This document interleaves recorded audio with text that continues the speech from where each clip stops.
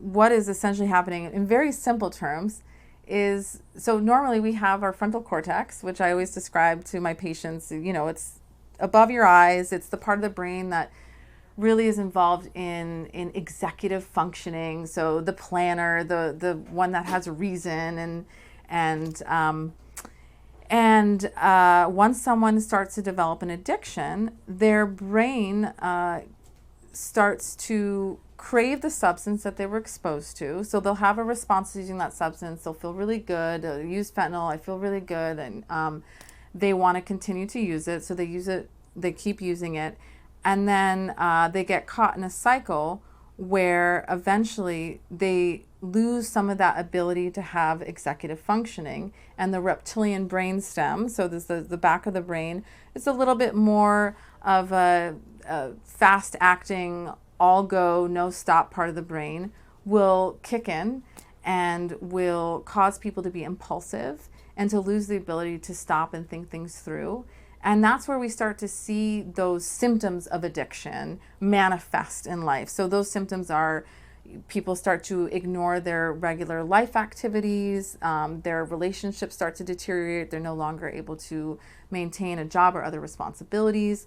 Sometimes they start spending more time doing activities to get the substance of choice, or if it's fentanyl, they're spending all day trying to get more. And a general just deterioration of their quality of life.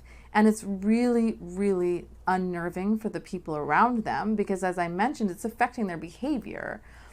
And that's what makes the disease of addiction different. And fentanyl use disorder very hard to treat.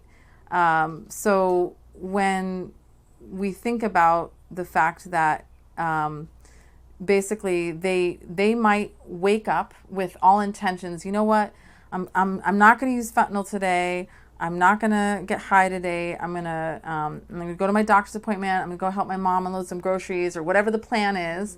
And they've got it planned out.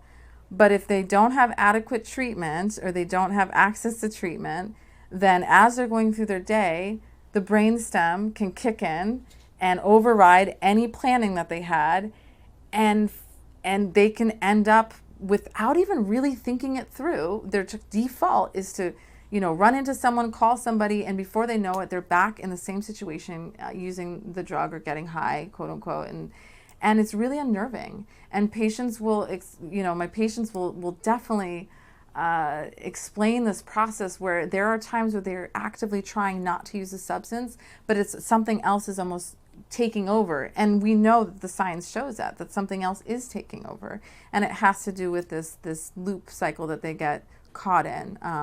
And that's for all substances, but fentanyl, it happens very quickly. And I think that's the difference.